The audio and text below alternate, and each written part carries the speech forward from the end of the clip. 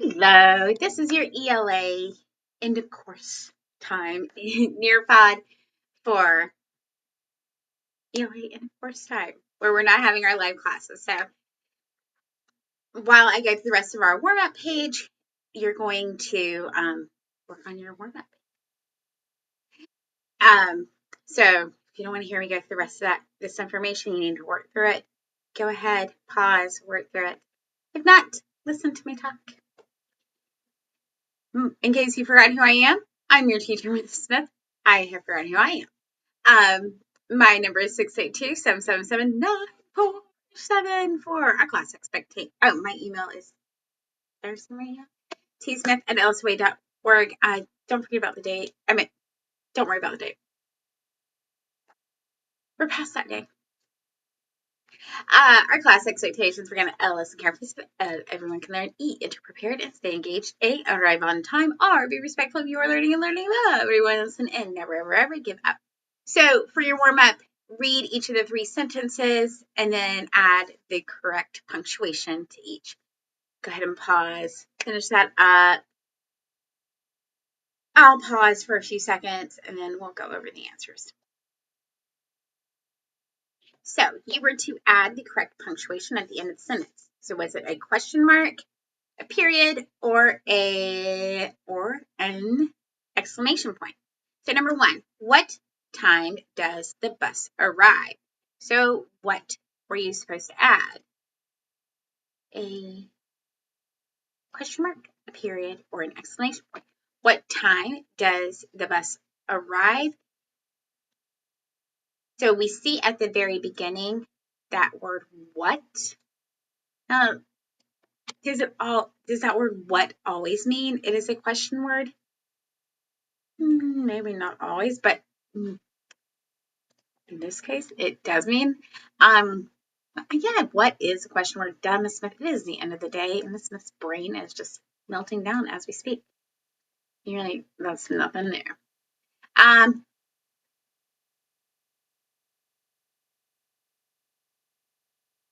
I know. My brain is done. Number 2, I love chocolate ice cream. Are we adding a question mark, period, or an exclamation point? I love question marks. I love chocolate ice cream. If you are saying a question mark, I'm going to have to ask you to explain your thought process. I don't love, I love chocolate ice cream. I love chocolate ice cream. Me? I would be questioning that. I do not love chocolate ice cream. So, if you're saying, hey, Miss Smith, do you love chocolate ice cream? And I would be like, me? I love chocolate ice cream? No. But even then, I should probably rephrase that and say, why are you saying I love chocolate ice cream? And putting a question word in it. So yes, no, it's not a question sentence. So we know it's not a question sentence. If you're saying it's an exclamation point, probably not. Because when you're saying something with an exclamation point, you're saying it when you're adding an exclamation point at the end, that means you're saying something with great excitement. You are thoroughly you're saying that with 10 toes down, or in my case 7 toes down, and you're putting everything in. But if you love chocolate ice cream, but do you really want to just put everything in and really make that claim? I want to stake that claim that I love chocolate ice cream more than everything. Probably not.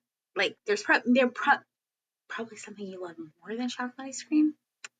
So there's only one more. A period. A period is when you're just making a statement. Look, there's a bird. Look, there is some overdue work that you need to complete. Both of those are statements. I love chocolate ice cream, or I do not love chocolate ice cream. Those are statements.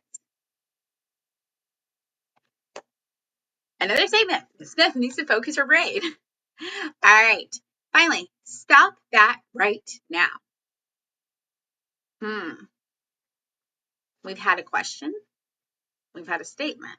It doesn't mean we can't have another question. Doesn't mean we can't have another statement.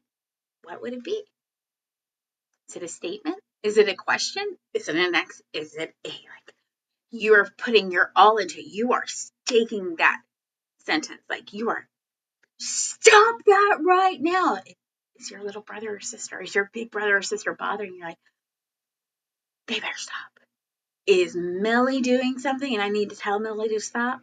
Millie-Ann, stop that right now. Is Pouty doing something? I need to tell Pouty? Probably. It's not Millie. I know Brooklyn's like, and it wouldn't be Millie. So remember, when you're saying something where you need to add an exclamation point at the end, you're saying with something with great, and I know we kind of get, you can get excited. You can get, now I keep wanting to say excited. Almost confused because exclaim and excited kind of starts to confuse you. But it helps you to remember, when you get excited, you're like, but excited doesn't necessarily mean like super duper happy. You're just saying it with great enthusiasm. Enthusiasm does not mean like happy party. It could mean like you're like putting your like all into it. Stop that. Don't take my chocolate ice cream. Stop it. Don't take my toy. So taking your chocolate ice cream, taking your toy, you're not happy about it. You're not having a party about it. So you're not super happy when you say stop that right now, but you're saying that with everything you have. You're putting your 10 toes down. You're like, boom. So make sure when you are adding that exclamation point in it, you're not like, don't stop right now. Don't do that. You're putting everything you have in it. Make sure your punctuation matches your sentences and the tone of your voice, or not even your voice, the tone of, sorry, I have hair in my head, the tone of the author's voice. Even more important. So today we are continuing to analyze informational text by evaluating key details and making evidence-based inferences, then recognizing what text features support our understanding and explaining the author's purpose and message. So, are we ready? Steady? Let's roll. Some academic vocabulary we need to work through. First is central idea. That is that focus or big picture of the passage. Next, evidence, information from the passage that helps to explain our answers or ideas. Go back. Look in the passage for our evidence. It will be there. Even if it's not like right there, like, oh, it is pointing right there. I have found my exact answer. You might not find your exact answer, but you can find clues that points to what your answer will be. Inference. An inference is just a smart guess we as the readers can make based on clues or evidence from the passage in our schema. Remember that background knowledge that we already know about the topic we are reading. Author's purpose, why the author wrote the text or passage. An author has three main purposes. One, to persuade, to get us to do something or to believe something.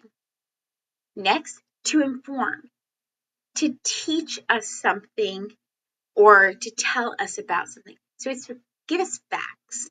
And lastly, to entertain. Now, entertain does not have to mean, once again, sorry, I have something in my eye. Entertain does not always have to mean like laughing, rolling around, funny.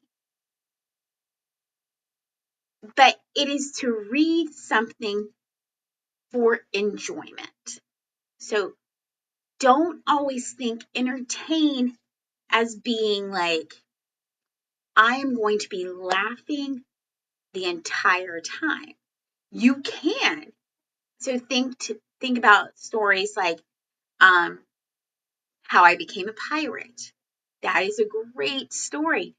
That helps, that we're going to be laughing pretty much the entire time. Or No David. That's a great story that we kind of like laugh the entire time.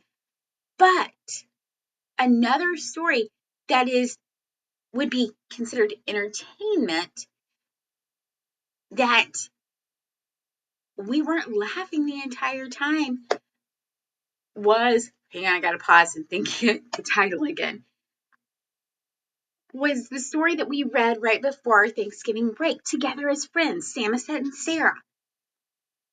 Did we learn things in that story? Absolutely. It was a realistic fiction passage, a historic realistic fiction passage. We learned things, we learned information in that passage, but we weren't laughing. We read that for enjoyment. While we were reading, we were able to learn a lot of things. We were able to compare that passage to the nonfiction passage the week before, the Wampanoag and Pilgrims Life Before Thanksgiving. And that was an informative passage because it was nonfiction, and the author was teaching us about the two different people groups. But Samoset and Sarah, that passage was, we read that for enjoyment. So the author's purpose teaches us this entertainment passage does not always have to make us laugh, like ha ha ha ha ha. We need to put our thinking caps on and think, why is the author writing this? And there can be multiple purposes in a passage. You have to put your thinking cap on. What is the main purpose? That is your job, not my job. I can tell you, you're like, Ms. Wolf, I've heard your thought process. It says you don't need to tell me anything. But you need to put your thinking cap on. And lastly, the author's message. It is the main idea or the important lesson that the author wants us to learn from the passage or text. In a passage, an author will often put in a lesson or an important moral that he or she wants us to take away. And it might not be like sitting there like going like, and this is what I want you to learn. You have to make inferences. You have to look for clues. You have to think critically. It's not going to jump out at you in big red letters saying, and here I am. You have to look at that for yourself. And I'm not going to be able to tell you all the time. Sometimes I'm here, we're in class, I'll be able to tell you. Other times you have to decide that for yourself. Think about the Tale of the Two Spinners. You had to figure that out for yourself.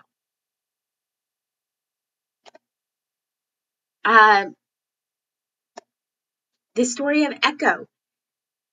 Do you hear me now?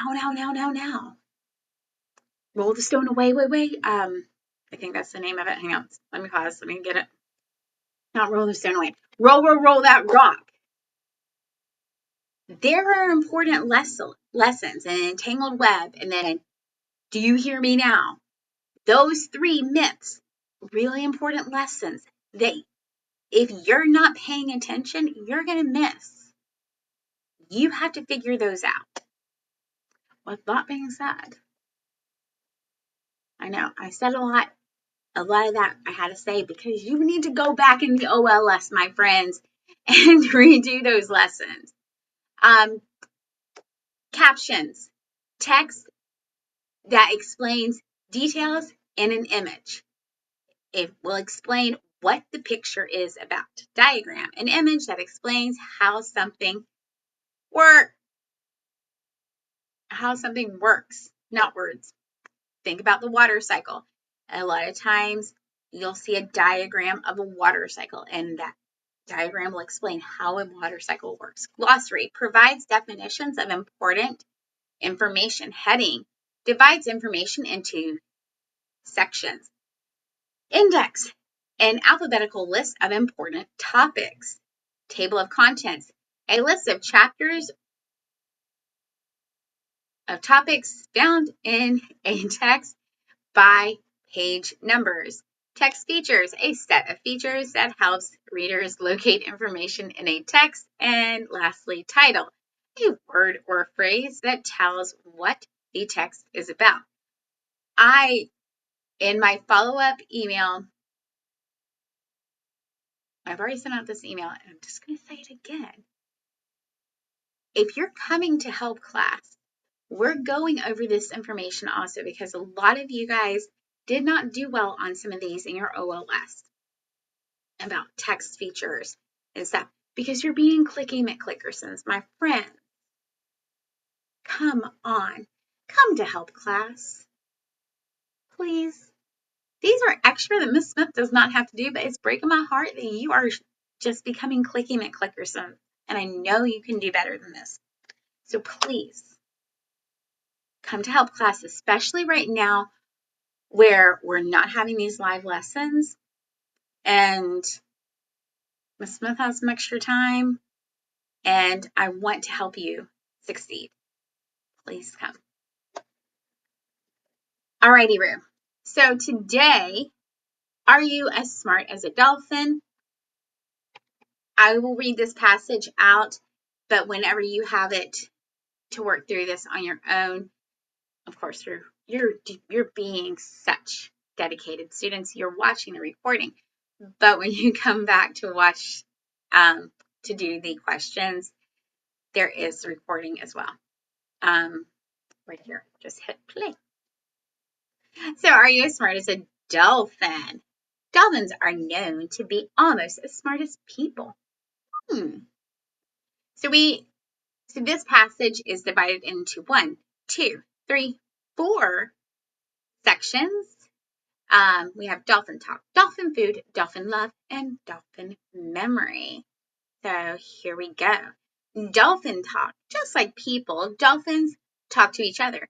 They do this to tell where food is, if there's danger, or just for fun. They make many sounds like clicks and whistles. Dolphin food. How do you know dolphins and bats have something in common? Didn't you know dolphins and bats have something in common?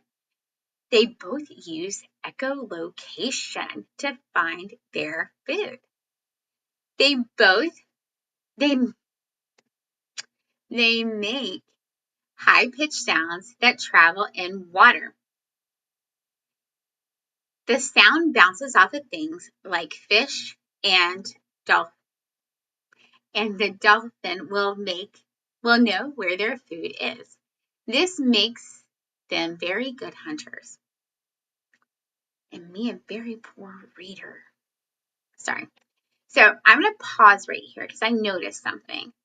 I noticed that there is a really tough word right here, echolocation. And I noticed that word is a lot darker than all of the other words around it. So I'm not 100% sure what that word means. And I know I can use context clues, meaning the words around it to find the meaning. An author will give me the meaning of that word within the sentence. So But we were talking about text clues. And one of the text features is a glossary. Now, if we look at this glossary provides definitions of important information. When we think about a glossary, it's going to be at the end of our passage. This passage is one slide long. Even when we think about how our passages are, there it's at the end of our passage. And even if our passage is like one whole slide, usually our glossary is on the next page. This glossary is right here. Before we look at the glossary, let's see if we can find the definition within the sentence. You're like, Miss Smith, we can just like look right there and find it. We're going to pretend like we can't.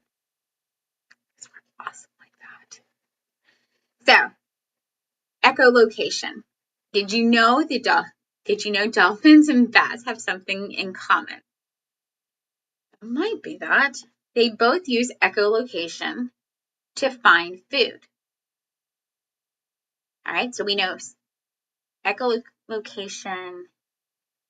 So, is it to find food? Maybe. I don't know what it means. So, keep going. Maybe echolocation is fine. I am going to say this. I know one word within this echolocation. So, I know that this whole word, I'm going to change my pen color really quickly. Actually, I'm going to change this and I'm going to underline this. I know that when I look at this word, it's a really crazy long word, but I know it's a combination of at least two words. And this word, I know, location. Ooh. Make this pen a little bit smaller, please. So, and I know location, like where are you? What's your location? So I don't really know what echo means, but I do remember listening, like that was part of one of our myths, like echo. So let's keep going. They make a high-pitched sound that travels in water. The sound bounces off of things like fish, and the dolphin will know where their food is. So find food. So how do they find their food? In high-pitched sound. It bounces off of things, and the dolphin will know where it is. Or locate, find. So that's a really, so dolphins make a really loud, high noise in the water, and whenever the noise hits something, they find it. In my brain, that's the definition. Let's go over here and look. The location of an object reflected by sound. That's kind of similar to what I said. So dolphins make a really high sound, and when the sound hits something, the dolphins find it. That's Miss Smith's definition. This is the author's definition. I would just go with the author's, but that's Miss Smith's version. Yeah. All right, but that's how we find the meaning. We go back, find what the meaning is within the sentence, and then we go look in the glossary and see what the actual meaning is, and then we compare the two. Did we figure it out? Kind of. This is what we understand it to be, and this is what the real meaning is. We take both of those meanings and we put them together. My meaning is Miss Smith's version of what the real meaning is. Like, I need to know what echolocation actually is, the location of objects reflected by sound. So I'm not always going to say reflected by sound, like dolphins make a really high-pitched noise, and when that noise hits something, boom, dolphins go eat. That's really what it is. Miss version is the Miss way of saying the location of objects reflected by sound. So when you don't know what a word means, look for those clues. Then go in your glossary. Find the real meaning. See if they match up. Now, if your meaning does not match up at all with the glossary, let's go back and see what we can figure out. Now, let's keep going. Dolphin love. Dolphins live in groups called pods. Just like people and their families, dolphins love their pods. They show empathy. They take care of one another and keep their pods safe. So we come to our next vocabulary word, next glossary word. Our next vocabulary word, empathy. Now, it's an interesting word. I don't use that word a lot in 3rd grade. I don't know about you guys, and it's not like echolocation where I'm like, oh, well, I do see another word, a word that I know in there. Do you see it? Right there. Path. And path. And path. So when I think of path, I think like guiding. So let's see. Let's see if we can find the meaning of it. So dolphins live in groups called pods. Just like people and their families, dolphins love their pods. They show empathy. They take care of one another and keep their pods safe. So when we think of, well, what does empathy mean? So they take care of one another and keep their pods safe. So empathy, you take care of people. You take care of your family. You take care of your friends. You make sure that your family, your friends are okay. They're safe. They're loved. They're supported. So let's see. The empathy, the ability to understand and share the feelings of another. Now, do you think our dolphin friends are going to be like, so let's say our dolphin friends are Millie and Paladin. There's some Millie and Paladin dolphin friends. Do you think Millie's going to go up to swim up to Paladin and be like, so, tell me about your feelings today? Probably not. You think Paladin the dolphin's going to swim up to Millie and be like, I see you're swimming a little bit slow. Are your feelings, did someone hurt your feelings? If so, tell me about it. Probably not. So in dolphin world, empathy is probably not the same as empathy in human world. In human world, it means the ability to understand and share the feelings of one another.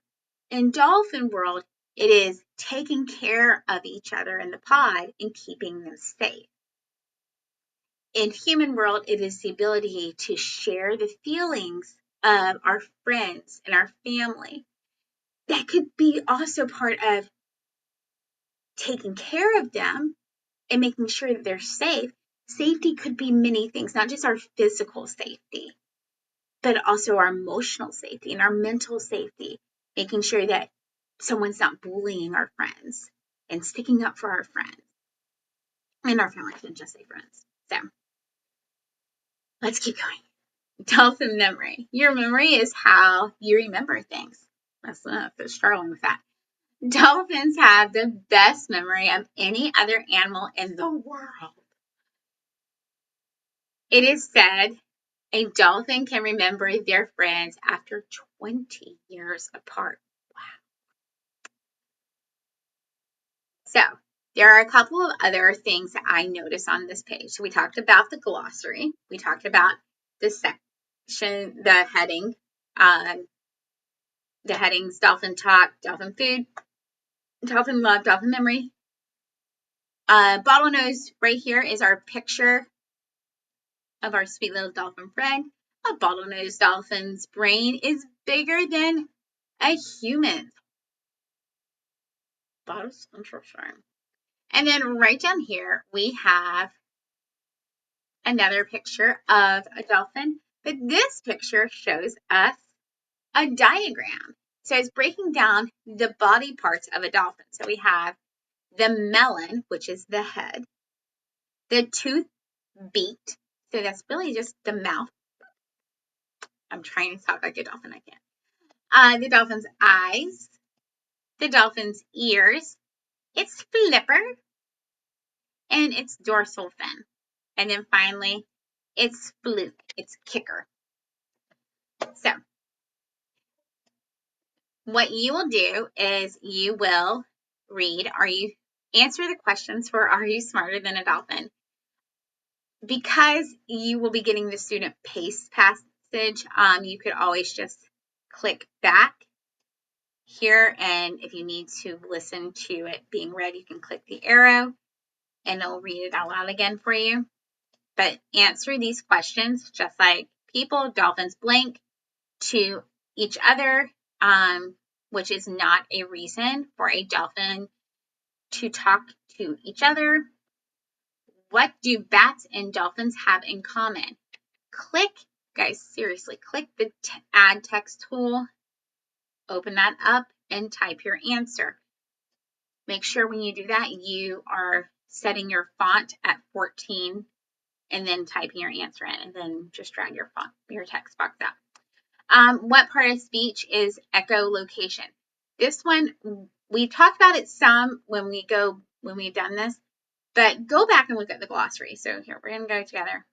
So we see echolocation, and then in parentheses, it tells us the part of speech. I'm going to highlight that for you. Is it a noun? Is it a verb? Is it an adjective? Is it an adverb? It tells you right there. What is a group of dolphins called? How do dolphins show empathy? For these where you have to open up the text box and type your answer, a minimum, my friends, of one sentence. Minimum of one sentence. Like do not write like 3 words and be like, I'm done.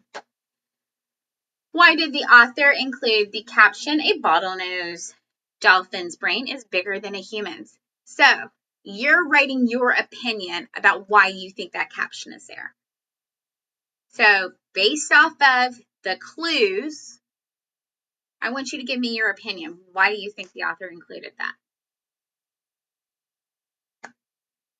Why do you think the author included the diagram of the dolphin? And then lastly, what is the main idea of this passage? And then finally, my friends, you won't have that graphic organizer for when you get this. The passage describes how dolphins use their intelligence and unique abilities to survive. Why do you think it is important for dolphins to live in groups called pods? Use details from the passage to explain your thinking. Remember, we use rap when we are writing. You're restating the question, answering the question, and you are proving your answer by going back in the text and providing evidence. Which means at least 3 sentences. I look forward to reading it all. I love you all. With that being said, hasta la pasta, my friends. I will see you in open office tomorrow and morning meeting. Goodbye.